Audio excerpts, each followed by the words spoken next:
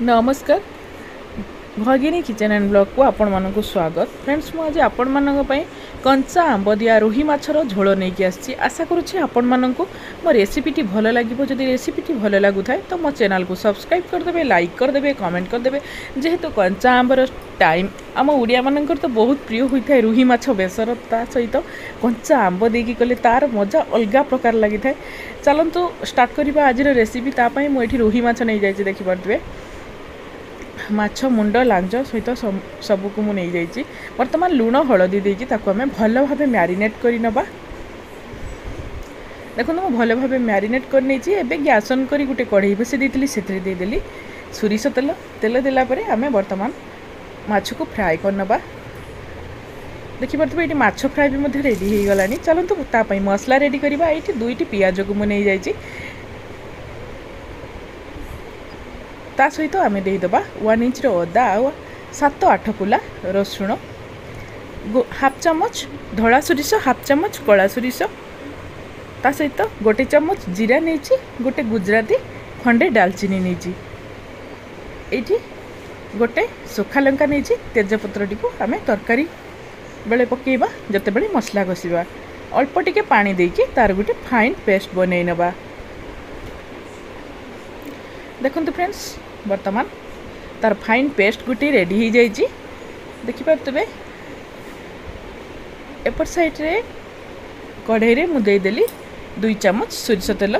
तेल देलापर से अल्प टिके चीनी देदेली। चीनी कलर है पर देखंतु मसला को दे दउची। अल्प टिके ग्राइंडर रे पानी देकी मुझे ऐड कली। तापर एबे गोटे टमाटो पकेदेबा, गोटे तेजपत्र, हाफ चामच हलदी गुंड, स्वाद अनुसार लुण, हाफ चामच लंका गुंड, गोटे चामच गरम मसला पाउडर। सबू को देला परे आमे मसला को भल भाव कषिबा बा मिक्स कर नबा। चलतु कंटिन्यूअसली एबे मसला को टिके कषि नबा। देखो मसला टिके कषि हो गला। तापर एबे देदेली कंचा आंब। ताकू गोटे आंब को मैं भल भाव चोपा छड़े रखी। देखो धोईकी ताकू ऐड कली। सब को भल भाव मिक्स कर नौची। तापर मु गोटे आलू को फ्राए करके नहीं लंबा लंबा सेप्रे काटिकी। देखो सब हो गला परे एबे आमे सेथिरे पानी ऐड करवा। जेहेतु एटा रोही माछ आंब दिया रोही माछ बेसर झोल रहिबो, सेतिपई मु एठी मात्र 1.5 ग्लास पानी ऐड करूची।